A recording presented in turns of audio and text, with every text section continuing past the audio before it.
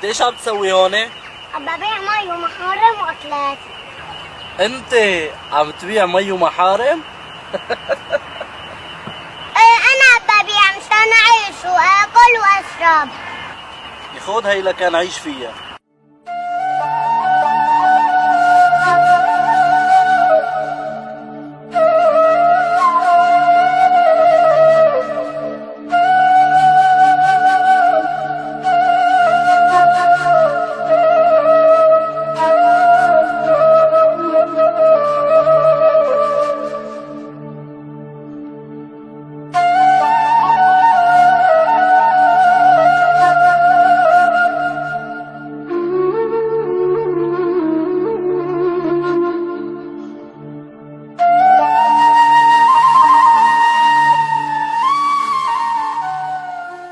طز فيك وفي نصراتك.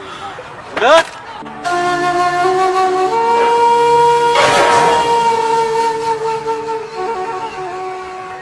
اسمع عمو وخلي كل العالم تسمع.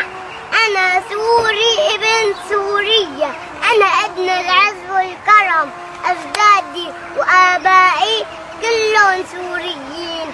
عشنا بكرامة، ما منموت الا بكرامة، بس الحرب خانتنا. ومع ذلك اهلنا علمونا ما ننزل الا لربنا، والحمد لله نحن بصحة وعافية.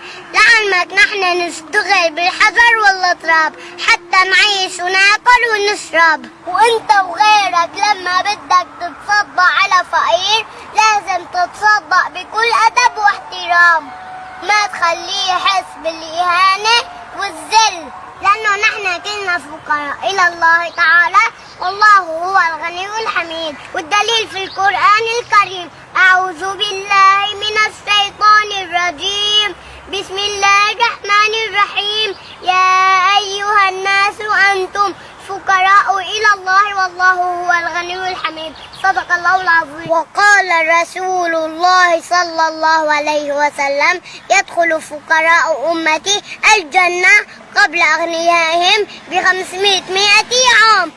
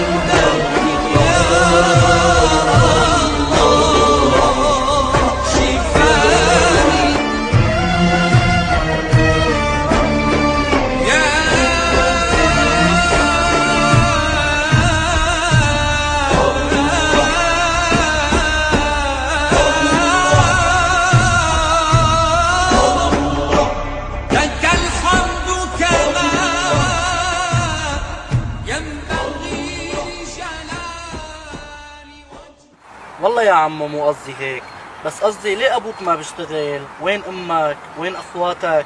ليش تاركينك هيك لحالك؟ ماتوا كلهم بالحرب بسوريا.